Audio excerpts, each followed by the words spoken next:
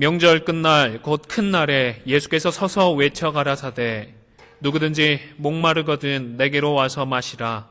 나를 믿는 자는 성경의 이름과 같이 그 배에서 생수의 강이 흘러나리라. 아멘.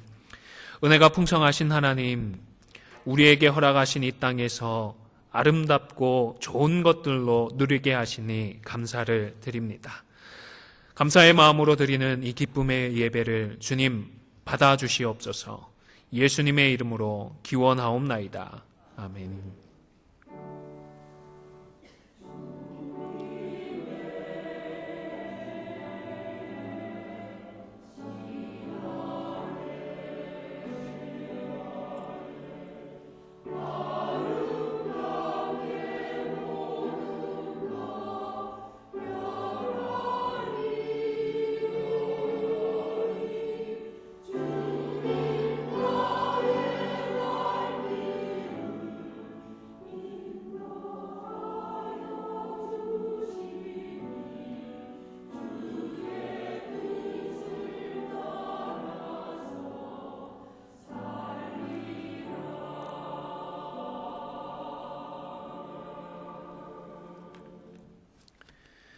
하나님, 올 한 해 동안 베풀어 주신 은혜에도 불구하고 주님이 기뻐하시지 않는 재물을 쌓아놓기도 하고 이웃들을 돌아보는 일을 잊어버리기도 했습니다.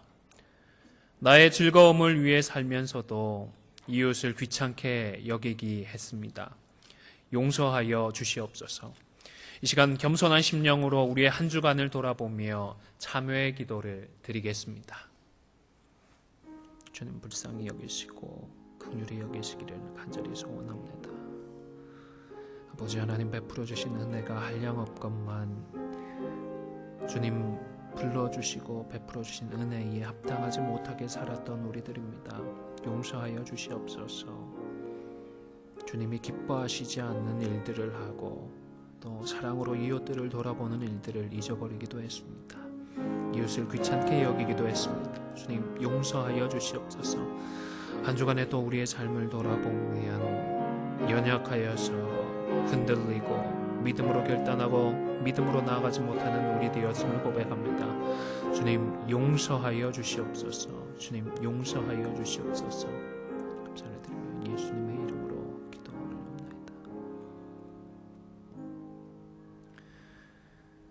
모든 사람이 죄를 범하였음에 하나님의 영광에 이르지 못하더니 그리스도 예수 안에 있는 구속으로 말미암아 하나님의 은혜로 값없이 의롭다 하심을 얻은 자 되었느니라. 아멘. 전능하사 천지를 만드신 하나님 아버지를 내가 믿사오며 그 외아들 우리 주 예수 그리스도를 믿사오니 이는 성령으로 잉태하사 동정녀 마리아에게 나시고 본디오 빌라도에게 고난을 받으사 십자가에 못 박혀 죽으시고 장사한 지 사흘 만에 죽은 자 가운데서 다시 살아나시며 하늘에 오르사 전능하신 하나님 우편에 앉아 계시다가 저리로서 산자와 죽은 자를 심판하러 오시리라. 성령을 믿사오며 거룩한 공회와 성도가 서로 교통하는 것과 죄를 사하여 주시는 것과 몸이 다시 사는 것과 영원히 사는 것을 믿사옵나이다. 아멘.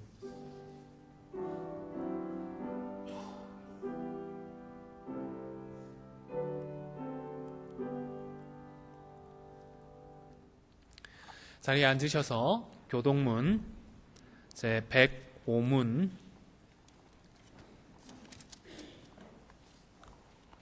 함께 교독하겠습니다. 교동문 105문입니다.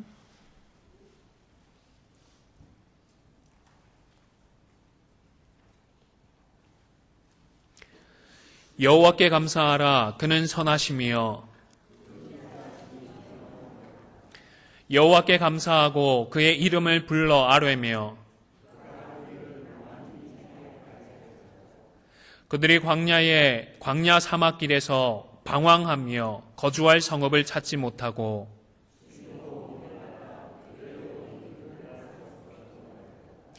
이에 그들이 근심 중에 여호와께 부르짖음에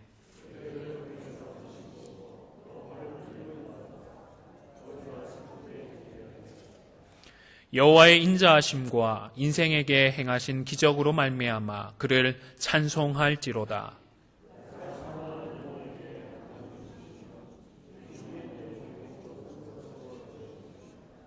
아멘. 찬송가 591장입니다.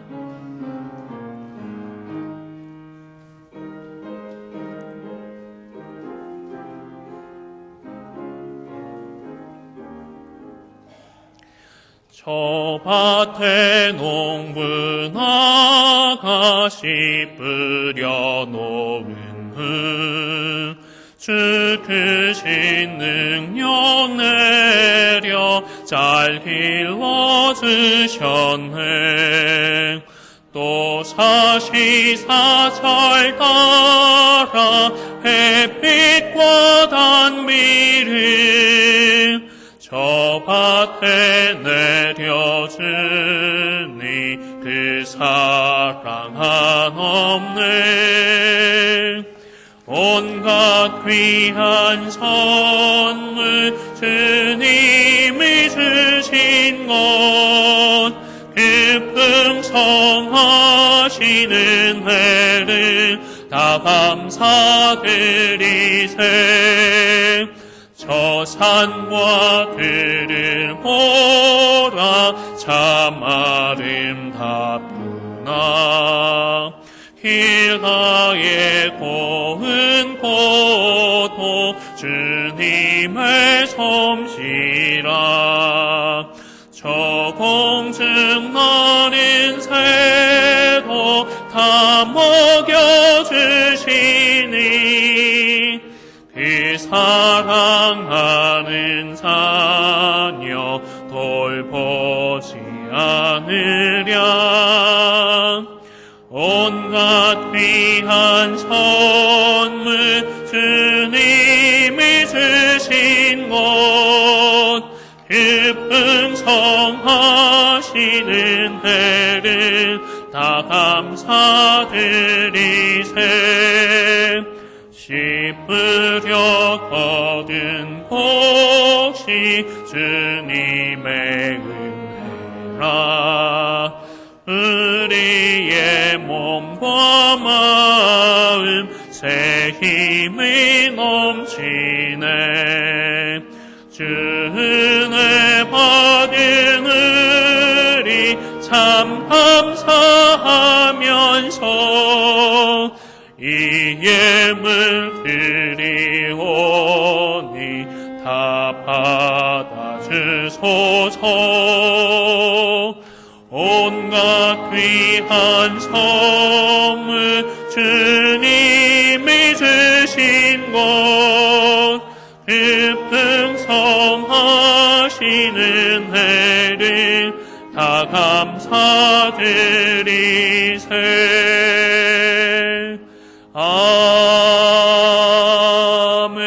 아멘.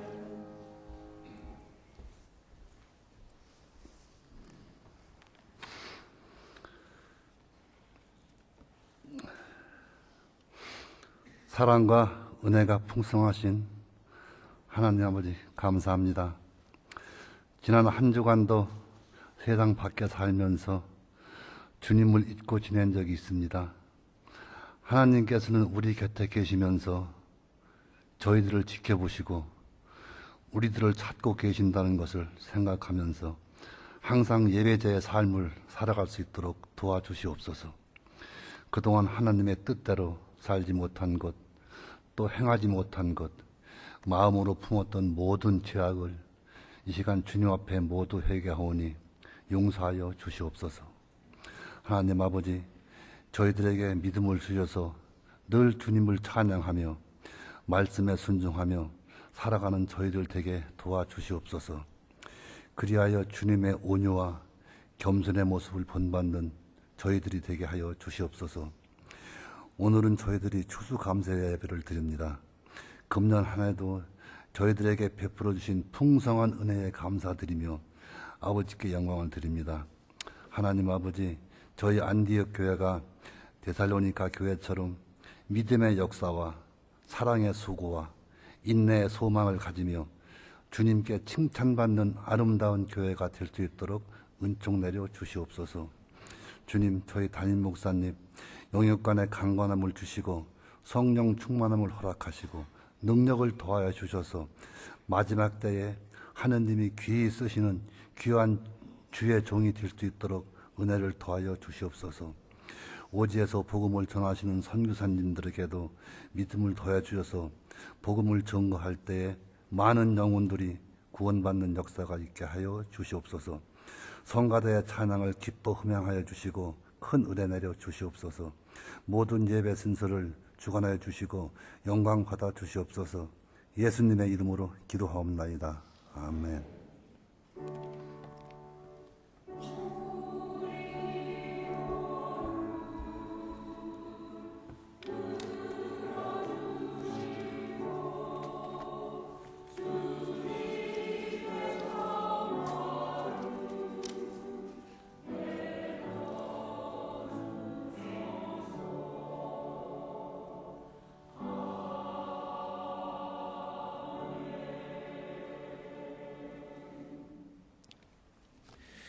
오늘 함께 상고할 하나님의 말씀은 신약 성경 빌레몬서 1장 4절에서 7절까지 말씀입니다. 신약 성경 351면입니다. 빌레몬서 1장 4절에서 7절까지의 말씀 한 절씩 교독하도록 하겠습니다.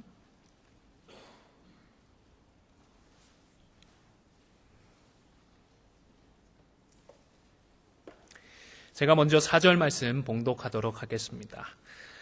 내가 항상 내 하나님께 감사하고 기도할 때에 너를 말함은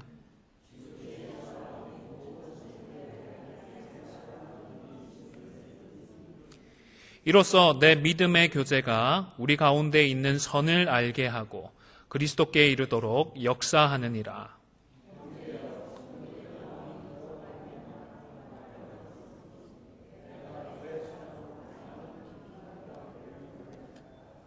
아멘. 시간 찬양대에서 주님 지으신 솜씨라는 제목으로 하나님께 찬양할 때에 함께 한 마음으로 하나님께 영광 돌리시기를 바랍니다.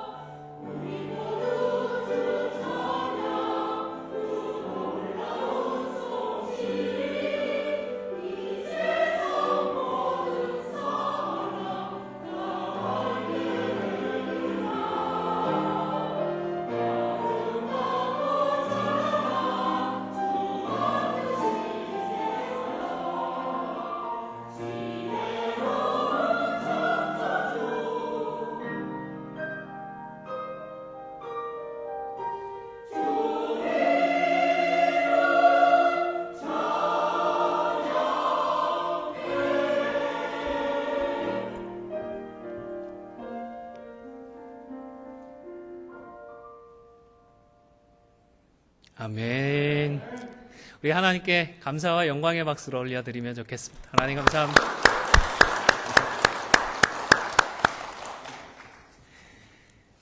사랑과 축복의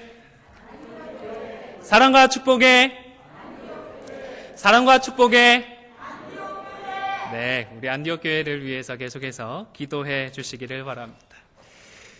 하나님이 포기한 사람이 있을까요? 없을까요? 없습니다. 우리 믿음으로 함께 하신 분들과 인사 나누시겠습니다. 하나님이 포기한 사람은 없습니다. 세상이 포기한 사람이 됩시다. 인사하겠습니다. 하포인은 없습니다. 세포인이 됩시다. 네. 감사합니다. 세상이 포기한 믿음의 사람들이 되시기를 간절히 소원합니다. 여러분들 행복하기를 원하시죠? 싫어하는 분 아무도 안 계실 것 같아요. 그렇죠?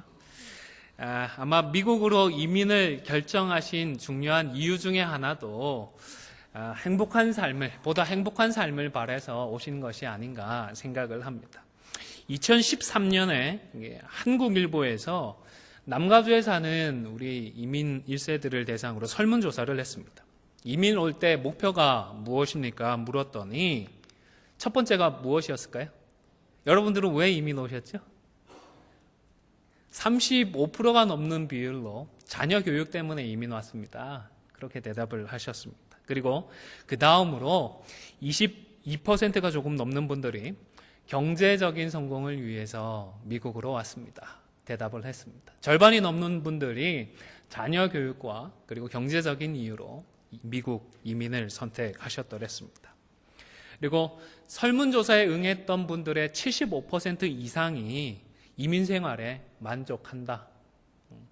그 말인즉슨 4분 중에 3분은 그래도 자녀 교육을 잘 시킨 것 같다 생각을 하시고 또 경제적으로도 좀 여유를 누리면서 살고 있다라고 생각을 하시는 것 같습니다.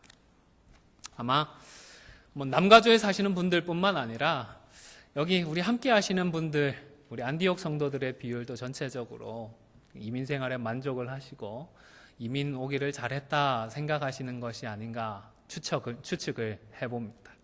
그런데 여러분 행복하십니까? 아멘. 감사합니다. 하나님 앞에서 참으로 복되고 행복한 삶을 살기를 원하는데 한 칼럼에 보니까요, 유대인의 지혜서라고 불리는 탈무드를 인용하면서 이 세상에서 가장 행복한 사람은 범사에 감사할 수 있는 사람이다. 이렇게 표현을 하더라고요. 저도 10분 공감합니다. 아마 행복하십니까? 여쭈었을 때 자신 있게 행복합니다 대답하셨던 우리 성도님들, 하나님 앞에서 감사의 제목들이 풍성하기 때문에 행복합니다 고백할 수 있지 않았을까 조심스럽게 생각을 해봅니다. 사실 감사한다는 그 마음은 그 자체로도 우리에게 참 유익하다고 합니다. 미국의 국립건강관리소에서 어떤 분이 감사하는 것과 건강의 상관관계를 연구했다고 합니다. 이게 과연 연구할 가치가 있었는지는 모르겠는데 그래도 연구는 하셨다고 합니다. 그래서 세 그룹으로 나눠놓고 조사를 했는데 감사의 말과 행동에 집중하는 그런 분들이 실제로 이 육신의 건강도 훨씬 더 양호한 것으로 결과가 나타났다고 그럽니다. 제가 우리 성도님들 만나뵈면서 말씀을 나누니까 공통적으로 기도하시는 기도 제목들이 있더라고요. 하나님 부르시는 그날까지 좀 건강했으면 좋겠습니다. 병원 신세 안 지고 건강하게 지내다가 천국 가면 좋겠습니다. 그렇게 기도의 제목들을 가지고 계시더라고요. 기도하실 뿐만 아니라 건강하기 위해서 매일 꼬박꼬박 시간을 정해놓고 운동도 하고 계시고 그리고 좋은 음식들도 찾아서 드시고 여러 노력들을 하시는데 거기에 못지않게 하나님 앞에 감사하실 수 있기를 바랍니다. 감사하실 수 있기를 바랍니다. 감사해야 건강도 하시고 또 감사해야 하나님께서 주신 복들로 우리가 행복할 수 있기 때문입니다. 오늘 본문을 기록할 당시에 사도 바울이 감옥에 갇혀 있었습니다. 여건들이 좋지 않았습니다. 불평, 불만이 가득 찬 그런 상황일 수도 있었습니다. 복음을 위해서 이렇게 수고하는데 정작 내 신세는 요 모양 요 꼴입니다. 그런데 4절에서 하나님께 어떻게 한다라고 얘기를 했죠? 우리 장로님 죄송한데 밖에 누가 오신 것 같은데 안내 좀 해주시면 감사하겠습니다. 4절을 제가 읽어드릴게요. 내가 항상 내 하나님께 감사하고 기도할 때에 너를 말함은 이라고 말씀을 하셨습니다. 감옥에 갇혀서 여러 가지로 불편하고 복음을 위해서 나의 나름대로 수고를 했는데 하나님께서 이런 결과를 주셔서 불평하고 원망할 만했는데 내가 하나님께 감사한다? 이게 어떻게 가능했을까요? 다시 말하면 바울은 자신을 보면 갑갑한데 그래도 나 말고 다른 지체들을 보면서 감사할 수 있다라고 고백을 하고 있는 것입니다. 그래서 저도 이 주일 설교를 준비하면서 기도의 제목 한 가지를 추가하게 되었습니다. 하나님, 저와 저희 가정 때문에 우리 성도님들이 하나님께 감사할 수 있도록 축복해 주십시오. 그리고 못지않게 또 우리 안디옥의 성도들을 통하여서 제가 감사할 수 있는 은혜를 허락해 주십시오. 그런 기도의 제목을 삼게 되었습니다. 바라기는 우리 성령 하나님께서 같은 소원, 같은 마음을 우리에게 허락해 주셔서 우리 모두가 서로가 서로에게 감사할 수 있는 이유, 감사할 수 있는 감사의 제목이 되실 수 있기를 주님의 이름으로 축원을 드립니다. 그러면 과연 빌레몬이 어떻게 했길래 바울이 빌레몬 덕에 감사하고 기뻐할 수 있었을까요? 5절은 같이 한번 읽어보시겠습니다. 성경을 보셔도 좋겠고 준비된 화면을 보셔도 좋겠습니다. 5절을 읽겠습니다. 시작. 주 예수와 및 모든 성도에 대한 내 사랑과 믿음이 있음을 들음이니. 빌레몬의 사랑과 믿음을 듣고서 하나님을 향한 사랑, 하나님을 향한 믿음, 그리고 성도들을 향한 사랑과 그 믿음을 내가 알기 때문에 하나님 앞에 감사할 수 있다라고 고백을 하고 있는 것입니다. 설교를 준비하는 중에 옛날에 읽었던 책이 생각이 나서 다시 읽었습니다. 일본 분입니다. 마스미 도요토미라는 분이 쓴 참사랑은 그 어디에? 라는 책입니다. 수필 형식으로 쓴 글인데 사랑뿐만 아니라 제목은 참사랑을 찾는 그런 내용이지만 사랑뿐만 아니라 믿음에도 똑같이 적용이 될 수 있다 싶습니다. 사랑 자체보다도 사랑을 통한 그 관계에 집중을 하고 있기 때문입니다. 오늘 바울 역시도요, 하나님과 사람들의 관계가 어떠한지 표현하기 위하여서, 하나님과 빌레몬의 관계가 어떠한지 설명하기 위하여서 사랑과 믿음이라는 단어를 사용하고 있습니다.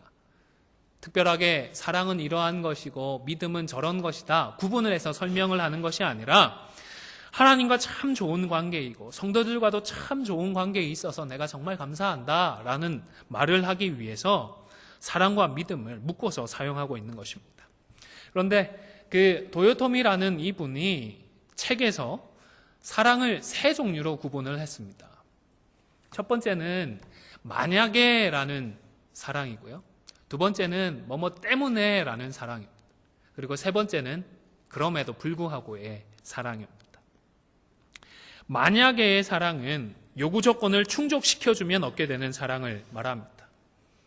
예를 들면 꼭 부합하지는 않겠지만 왜 자녀들에게 야, 너 이번에 시험 잘 보면 이거 해줄게 이런 식의 조건적인 사랑을 표현하는 경우가 있지 않습니까? 당신이 나에게 다이아몬드 반지를 선물해주면 결혼할게요. 뭐 이런 식이 되지 않을까 싶습니다.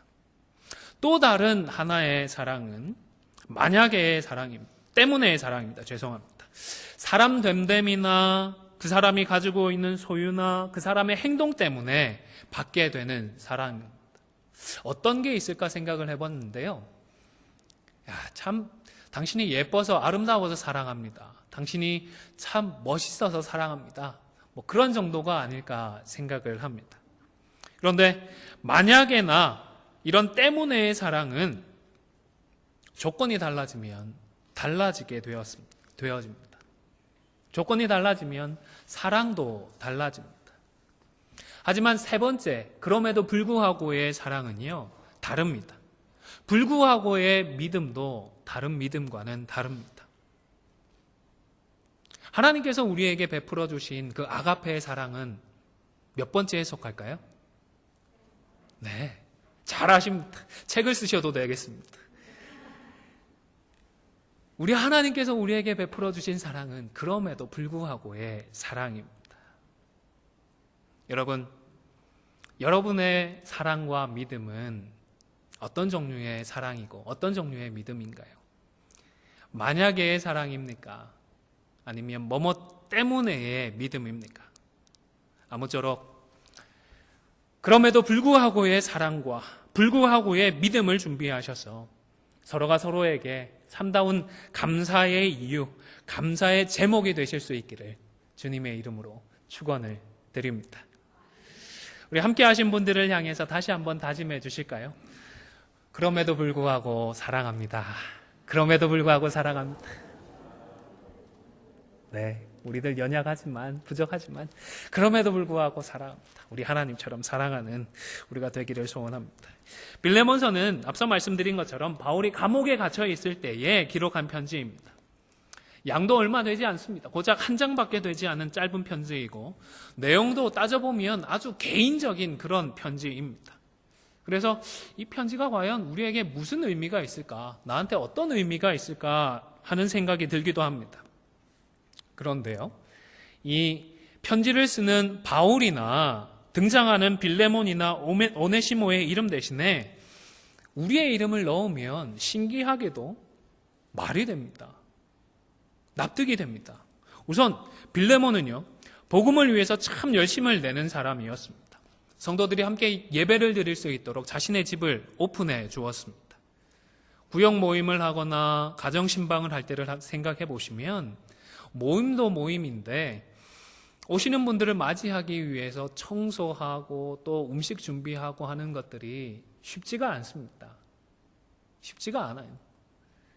근데 이 일을 매주일 했다고 한번 생각을 해보십시오. 초대교회는요, 사실 주의 날에 모이기는 했지만 주의 날에만 모였던 것은 아닙니다. 기록들을 살펴보면 거의 매일 일이 마치면 저녁에 모여서 성찬을 나누었습니다. 성찬은 성찬인데 그냥 같이 식사를 하고 기도했다 보시면 되겠습니다. 이런 일을 할 정도로 빌레몬은 하나님을 위하여서 그리고 성도들을 위하여서 열심히 특심인 그런 성도였던 것입니다.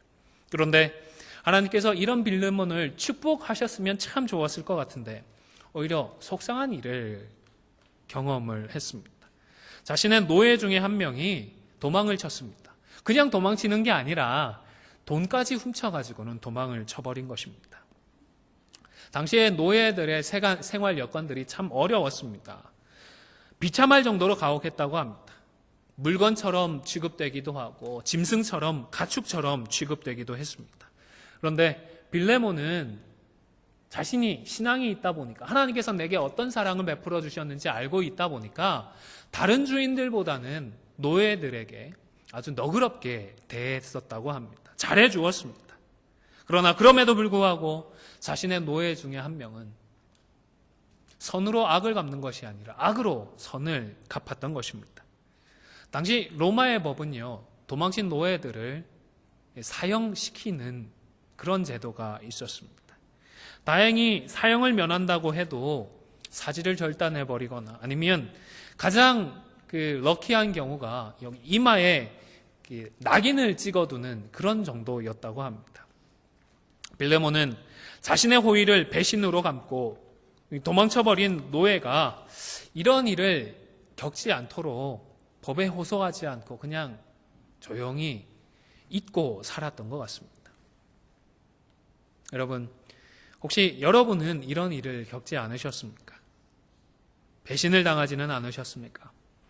호의를 베풀었는데 원수로 되갚음을 받는 일을 당하지는 않으셨습니까? 정말로 수고하고 헌신을 했는데 황당하고 억울한 말을 듣지는 않으셨습니까? 그때 여러분은 무엇을 느끼고 어떻게 행동하셨습니까? 오늘 본문에 등장하는 또 다른 사람, 오네시모라는 사람이 바로 그 도망친 노예입니다. 그러고 왜 변명의 여지가 없었겠습니까? 오죽하면 목숨을 걸고서까지 도망을 쳤겠습니까? 주인이 잘해주기는 했지만 자기도 사람이고 나도 사람인데 왜 나는 평생 노예로 이렇게 고생하며 살아야 하느냐? 내가 무슨 죄가 있어서 이런 삶을 살아야 하느냐? 고민이 있었던 것입니다. 일을 해도 제대로 품삯도 받지 못합니다.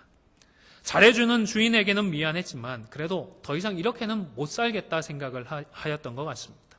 16절을 보시면요. 이후로는 종과 같이 대하지 아니하고 종 이상으로 곧 사랑받는 형제로 둘 자라. 사도 바울이 빌레몬에게 이렇게 권면을 했습니다. 아마 오네시모가 왜 자신이 빌레몬의 집에서 도망을 쳤는지 바울에게 얘기를 했던 것 같습니다. 주인에게 감정이 있어서가 아니라 나는 노예로 살기 싫다는 것입니다. 차라리 죽으면 죽었지 노예로는 못 살겠다 생각을 했던 것입니다. 여러분, 지금까지 살아오시면서 의도하지는 않았지만 다른 사람에게 상처를 주었던 일이 한 번쯤은 있지 않았을까 싶습니다. 그저 나한테 좋은 일을 선택했을 뿐이고 내가 옳다고 믿는 일을 했을 뿐인데 생각지도 않게 다른 사람에게 상처를 주고 피해를 입히기도 했을 것입니다. 심지어는 좋은 의도, 선한 의도를 가지고 일을 했다가도 낭패를 끼치고 두고두고 마음에 걸림이 있는 분들도 계실 것입니다. 또 사도 바울은 어떤가요? 빌레몬과 오네시모 사이에 끼어 있었습니다. 빌레몬과도 관계가 좋았고 오네시모와도 정말 좋은 관계가 있었습니다. 특별히 오네시모는 감옥에서 만나게 되었고 그에게 복음을 전했습니다. 그리고 오네시모는 복음을 받아들이고 완전히 새 사람이 되었습니다. 오네시모라는 이름에는요, 유익하다라는 뜻이 있습니다. 그런데 예수님을 만나기 전에는 유익은커녕 정말 무익한 그런 사람이었습니다. 11절에 보시면 같이 한번 읽어보실까요? 11절입니다. 시작. 전에는 내게 무익하였으나 이제는 나와 내게 유익함으로. 예수님을 만나고 나서는 그가 하나님 나라를 위하여서 정말 헌신적으로 그리고 유익한 사람이 되었기 때문에 바울이 12절에 가면 그를 어떤 사람이라고 칭하죠? 나의 신복이다. 내 신복인데 할 정도면 얼마나 귀한 사람이겠습니까? 그런데 복음으로 계속해서 교제하는 중에 빌레몬이라는 사람, 내가 익히 잘 알고 있는 이 빌레몬과 그리고 감옥에서 변화된 이 오네시모가 서로 알고 있는 사이였다고 합니다. 그런데 하필 이것도 악연으로 얽혀 있었던 것입니다. 여러분, 지금까지 지내오시면서 서로 잘 아는 양쪽에 끼어서 고민해 본 적 있으시죠? 이쪽도 괜찮은 분이고 저쪽도 좋은 분인데 서로 왜 이러지? 라며 답답해하고 속상해하신 적이 있을 줄로 압니다. 바울도 있고 오네시모도 있고 빌레몬도 있는데 그저 2000년 전에 세 사람이 겪었던 일이 아니라 따지고 보면 지금 오늘을 살아가는 우리가 다 한 번쯤은 겪었을 만한 그런 상황에 처해 있었던 것입니다. 이런 상황 속에서 예수 믿는 우리는 어떻게 해야 할까요? 어떤 결단을 하고 어떤 방법을 선택해야 우리 하나님이 기뻐하실까요? 하나님께서 영광 받으실까요? 시간 관계상 오늘은 바울의 입장을 통한 교훈만을 잠시 살펴보겠습니다. 첫 번째로는요, 내 유익이 아니라 말씀의 원칙을 붙드는 삶을 살아가실 수 있기를 바랍니다. 우리 예수 믿는 사람은 결코 즉흥적으로 살아가는 사람들이 아닙니다. 그때그때의 기분에 따라서 우리의 결정이 좌우되지 않습니다. 나의 실리를 위해서 이랬다 저랬다 하는 사람들도 아닙니다. 그저 나와 친분이 있다고 나랑 친하다고 해서 정직한 판단에 영향을 받는 그런 사람들도 아닙니다. 바울을 보시기를 바랍니다. 내 신복이다라고 오네시모를 평했지만 감옥에 갇혀 있는 자신을 위해서 지금까지 얼마나 잘해 주었는지 말할 수가 없지만 자신을 위해서라면 그저 모른 척하고 무시하는 것이 훨씬 더 유익했겠지만 그는 굳이 빌레몬에게로 이 오네시모를 다시 보내었습니다. 바울은 기도했을 것입니다. 고민했을 것입니다. 어떻게 하는 것이 하나님의 뜻에 합하는 것일까 생각하고 또 생각을 했을 것입니다. 그리고 내 유익이 아니라 하나님이 기뻐하실 만한 그 길을 선택했던 것입니다. 그래서 그는 오네시모가 빌레몬에게 찾아가서 용서를 구하도록 했습니다. 당시 도망친 노예라고 하더라도 주인의 친구가 도망친 사람의 안전에 대해서 도움을 요청할 수가 있었습니다. 오늘날로 이야기를 하면 신원을 보증해주는 그런 제도가 아닐까 생각을 합니다. 그래서 바울은 이 빌레몬서라고 하는 편지를 다른 사람에게 맡긴 것도 아니고 자기가 직접 친필로 기록을 해서 오네시모의 손에 들려보내요. 빌레몬에게 찾아가서 하나님의 이름으로 용서를 구하고 용서를 받고 새롭게 우리가 시작을 해야 하겠다 권면을 했던 것입니다. 내 유익이 아니라 그냥 무시하면 나를 정말로 가족처럼 섬겨주는 오네시모와 함께 감옥에서도 유익한 삶을 시간들을 보낼 수 있었겠지만 당장의 내 유익이 아니라 하나님의 나라를 생각하고 하나님의 뜻을 생각하여서 그 길을 따라가기 시작했던 것입니다. 우리는 말씀의 원칙과 말씀의 원리를 따라서 사는 성도들입니다. 나의 목표, 나의 목적 먼저 정해놓고 그것들을 위해서 말씀을 끼워 맞추지 말아야 합니다. 말씀을 이리저리 재단해서 내 구미에 맞도록 취사 선택하지 말아야 하는 것입니다. 구약 성경에 보면 이스라엘 백성들이 금송아지를 만들어 놓고 하나님 앞에 우상 숭배를 했습니다. 왜 그랬죠? 단적으로 설명할 수는 없겠지만 중요한 이유 중에 하나는 자신들의 목표, 자신들의 목적을 세워놓고 거기에 말씀까지도 모든 것을 끼워 맞추려고 했기 때문입니다. 출애굽기 32장 1절에 보시면 같이 한번 읽어보실까요? 그들의 마음이 표현되어 있습니다. 화면을 참고해 주십시오. 시작.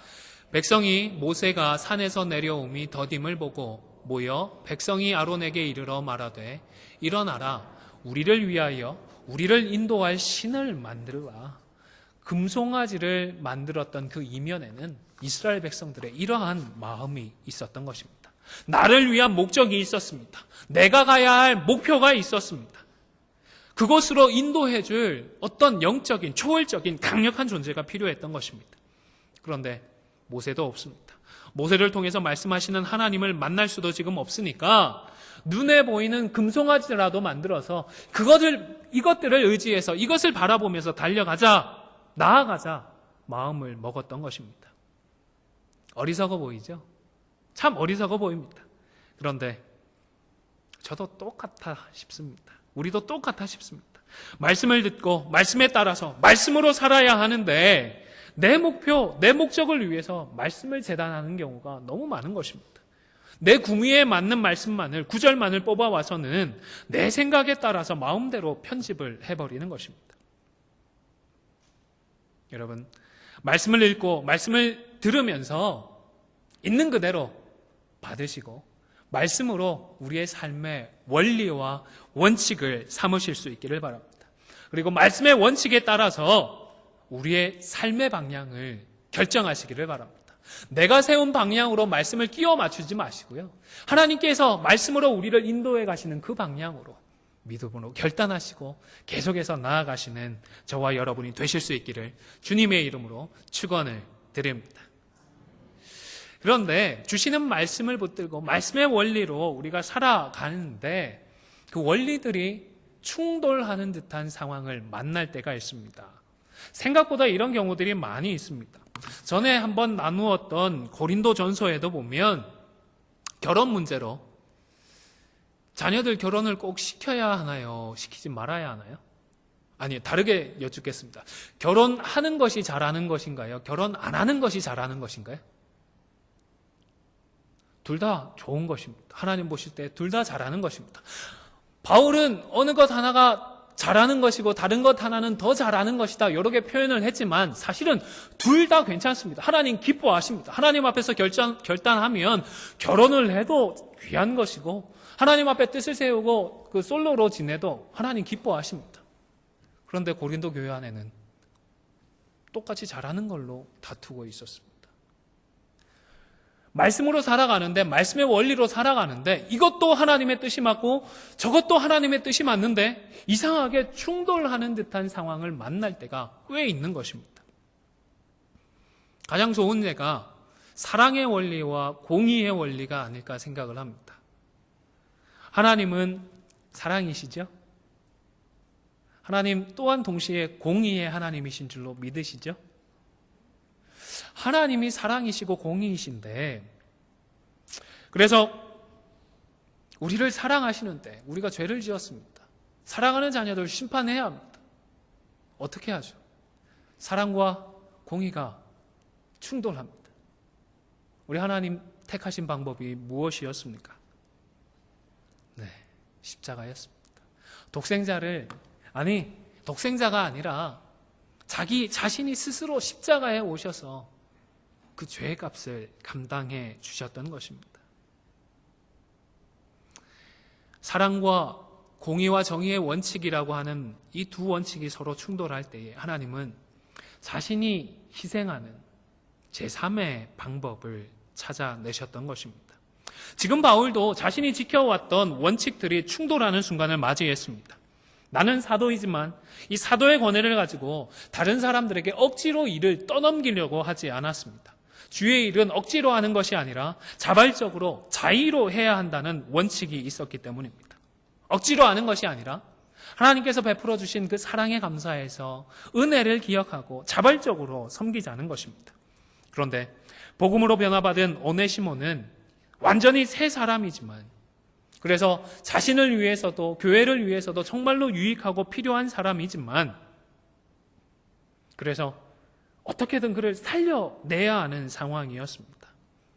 하지만 그는 청산해야 할, 극복해야 할 과거의 문제가 있었습니다. 모르면 몰랐을까? 이제는 바울도 알게 되었습니다. 해결하지 않으면 언젠가 교회가 이 문제로 시험이 들 수도 있고, 또 무리하게 정의만을 고집하다가는 오네시모가 허무하게 사형을 당할 수도 있는 일이었습니다. 오네시모만 생각할 것이 아니라 빌레몬의 마음도 생각해야 했습니다. 빌레몬의 감정의 문제와 그가 금전적으로 입었던 그 문제도 걸려 있어서 그저 내가 사도인데 용서해줘라 권면하기가 쉽지만은 않았던 것입니다. 모두가 꼭 해결해야 했던 그런 문제였지만 원리들이 충돌하고 있었고 그 충돌을 해결하기가 쉽지만은 않았던 것입니다. 그래서 바울은 우선 명령하지 않고 부탁부터 합니다. 8절 말씀 9절 초반부에 기록되어 있는데 8절과 9절 말씀 같이 한번 읽도록 하겠습니다. 시작. 이러므로 내가 그리스도 안에서 아주 담대하게 내게 마땅한 일로 명할 수도 있으나 도리어 사랑으로서 간구하노라. 아멘.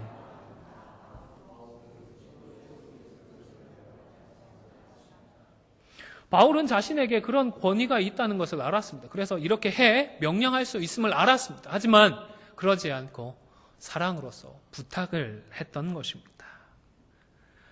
부탁할 뿐만 아니라 빌레몬의 손해를 자기가 다 갚아주겠다라고까지 제안을 합니다. 적극적으로 희생하고 헌신을 했던 것입니다. 18절 말씀입니다. 그가 만일 내게 불의를 하였거나 내게 빚진 것이 있으면 그것을 내 앞으로 계산하라. 내가 다 계산해 줄게. 그러니까 여러 가지로 마음에 아직 걸림이 있고 응어리들이 풀리지 않았겠지만 내 얼굴을 봐서라도 내가 다 변제해 줄 테니까 용서해 주면 참 좋겠다. 하나님의 나라를 위하여서 정말 귀한 일이니까 제발 마음만은 풀어주십시오. 부탁을 했던 것입니다. 사랑을 선택하느냐 정의를 선택하느냐 둘 중에 어느 한쪽이 정답인 것은 결코 아닙니다. 어느 쪽을 선택을 하더라도 하나님 기뻐하십니다. 내 욕심이나 내 유익을 위한 것이 아니라 하나님 앞에 정직하게 믿음으로 결단하고 믿음으로 선택한 것이라면 하나님 기뻐해 주십니다. 그러나 충돌하는 것 같을 때에는 기도하며 어느 한쪽을 선택해도 좋겠지만 바울이 선택했던 것과도 같이 우리 하나님께서 선택하셨던 그 방법과도 같이 제3의 방법도 있다는 사실을 꼭 기억하실 수 있기를 바랍니다. 내가 좀 더 손해보고, 내가 좀 더 헌신하고, 내가 좀 더 답답하고 억울하더라도 이 원칙들의 충돌을 피할 수 있는 방법이 있을 수 있다는 사실을 꼭 기억하시고 그런 방법을 찾아 나아가실 수 있기를 바랍니다. 오늘 본문에는 이 일의 결과가 어떻게 되었는지 더 이상 언급은 되지 않고 있습니다. 그런데 교회의 역사를 보면 이후의 이야기들이 좀 더 남아 있습니다. 개인적으로는 참 도전이 되고 가슴이 뜨거워지는 대목이기도 합니다. 이름값도 못하고 남들보다 훨씬 잘 대해주었던 주인의 돈까지 훔쳐서 달아났던 그 오네시모는 복음으로 변화되고 바울의 사랑의 섬김과 빌레몬의 믿음의 용서까지 받아서 말 그대로 이제는 완벽하게 새로운 삶을 살아가게 되었습니다. 그리고 교회를 위하여서 귀한 일들을 많이 하였습니다. 세월이 흘러 사도 바울이 죽었습니다. 여러분, 사도 바울이 편지들을 써서 여러 교회로 보내었습니다. 그렇죠? 그리고 나서 사도 바울이 순교를 당하였습니다. 그런데 오늘날 우리 손에는 바울이 기록했던 서시서들이 다 남겨져 있습니다. 어떻게 이 일이 가능했을까요? 네, 이 오네시모 덕분입니다. 바울이 순교한 뒤에 오네시모는 교통도 통신도 불편했던 그 시기에 기꺼이 헌신하고 수고해서 바울이 남겨두었던 그 서신서들을 찾아서 여행을 다녔습니다. 로마서가 저기 있다 하면 저쪽 교회를 찾아가서 그 로마서 편지를 수집해오고, 갈라디아서가 저곳에 있다고 하면 그곳으로 찾아가서 또 찾아왔습니다. 그렇게 해서 모아두었던 바울의 서신들이 후대로 이어졌고 오늘날 우리에게로까지 전해지고 있는 것입니다. 제3의 방법을 선택한 그 바울의 수고와 헌신이 오네시모에게 새로운 삶을 선물해 주었고, 또 변화된 그의 헌신된 삶이 이후의 교회와 모든 믿음의 후손들에게까지 큰 유익이 되고 있는 것입니다. 사랑하는 성도 여러분, 당장의 유익을 위해서 나를 위한 결정을 내리지는 마십시오. 대신에 하나님의 말씀이 우리에게 교훈하는 원리와 원칙에 따라서 우리의 삶의 방향을 조정해 나가시기를 바랍니다. 그런데 그 과정에서 우리가 붙들고 있는 원칙들이 충돌하는 경우들이 있을 수 있습니다. 개인적으로 고민해야 할 때도 있고 교회적으로 갈등을 겪게 될 수도 있습니다. 그런데 이때에 기도하면서 어느 쪽이든 지혜롭게 선택을 하면 되겠습니다. 그런데 A와 B라고 하는 원칙 외에도 내가 희생하고 내가 더 헌신하는 제3의 방법도 얼마든지 있을 수 있다는 사실을 꼭 기억하실 수 있기를 바랍니다. 그리고 이렇게 자신을 희생하고 자신을 헌신하는 방법을 통하여서 우리가 상상하지도 못했던 그 풍성한 믿음의 열매들을 맺어 나가시는 저와 여러분이 되실 수 있기를 주님의 이름으로 축원을 드립니다. 우리 말씀을 기억하며 잠시 기도하도록 하겠습니다. 사랑의 하나님, 주신 말씀대로 불구하고의 사랑과 믿음으로 서로가 서로에게 감사의 이유와 감사의 제목으로 세워져가는 우리 모두가 되게 하여 주시옵소서. 뿐만 아니라 말씀의 원칙에 따라 행하게 하시고 이 원칙들이 충돌할 때에는 하나님과 바울의 본을 기억하며 우리 자신을 헌신하고 희생할 수 있도록 믿음을 더하여 주시어서 풍성한 믿음의 열매들을 맺어나가는 우리들 되게 하여 주시옵소서. 감사를 드리며 예수님의 이름으로 기도하옵나이다. 아멘. 봉헌하실 때에 기도의 제목들 봉헌 못하신 분들은 앞으로 나오셔서 봉헌해 주시면 되겠습니다.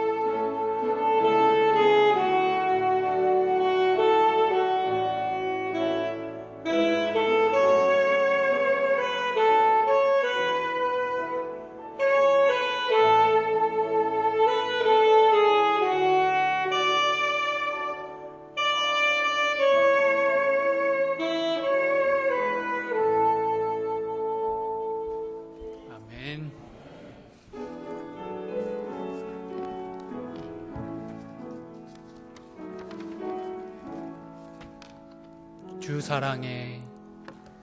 주 사랑해. 목소리 높여 주 경배해. 주 경배해.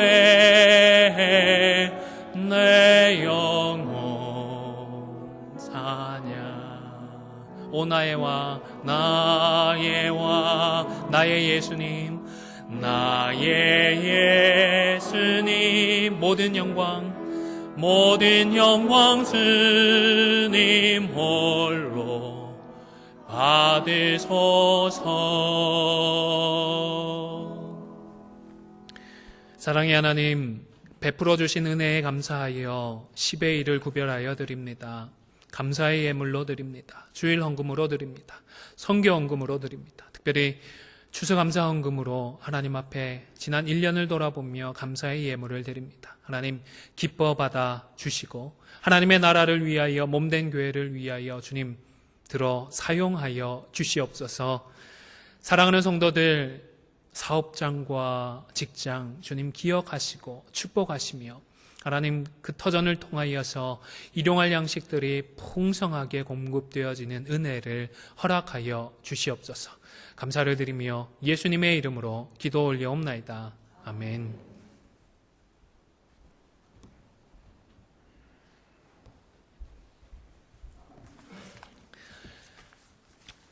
교회 소식은 주보를 참고해 주시기를 바랍니다.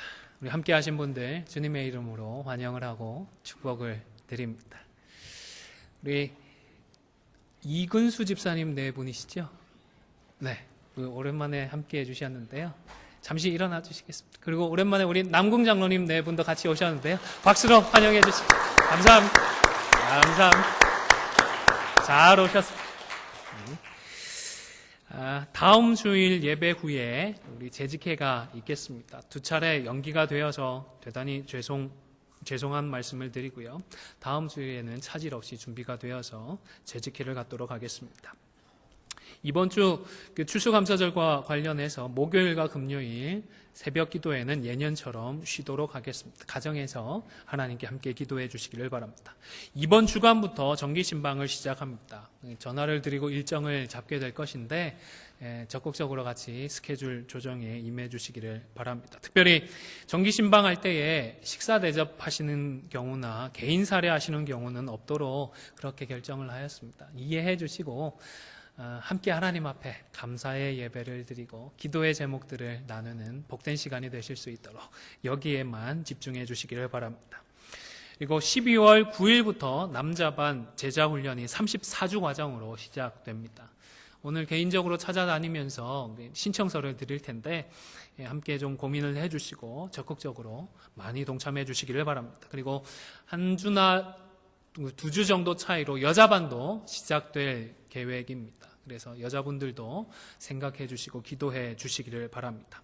다음 주일 예배 친구 후에 새가족반 집중과정을 갖도록 하겠습니다. 우리 2017년에 등록하셨던 분들 친교 후에 여기 교회 사무실에서 집중과정 공부를 하도록 하겠습니다. 그렇게 아시고 참석해 주시기를 바랍니다. 그리고 2018년 요람을 준비하기 시작했습니다. 수정할 내용들, 전화번호, 주소 이런 부분들 수정할 부분들이 있으신 분들은 사무실로 연락을 해 주시기를 바랍니다. 그리고 오늘 친교는 구역별로 모이도록 하겠습니다. 다른 광고 없으시면 우리 이제 일어나셔서 주님 가르쳐 주신 기도송 찬송하겠습니다.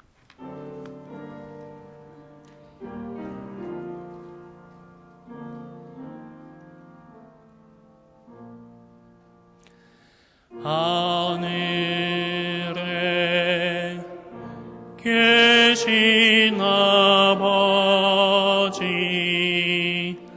이름 거룩하사 주님 나라 임하시고 뜻이 이루어지이다. 일용할 양식 주시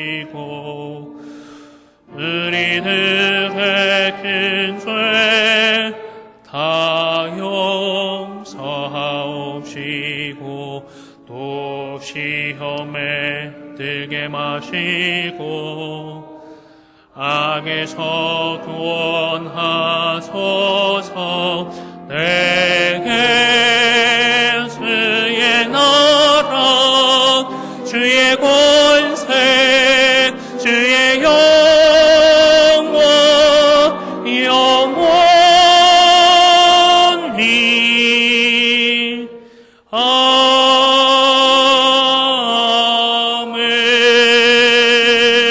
아멘. 지금은 우리 주 예수 그리스도의 은혜와 아버지 하나님의 크신 사랑과 성령의 교통하심이 하나님과 성도들을 향한 사랑과 믿음으로 서로를 향한 감사의 제목으로 살아가기로 소원하고 결단하는 우리 안디옥 교회 성도들 머리머리 위에 그리고 안디옥 교회 위에 지금부터 영원토록 항상 함께 있을지어다. 아멘.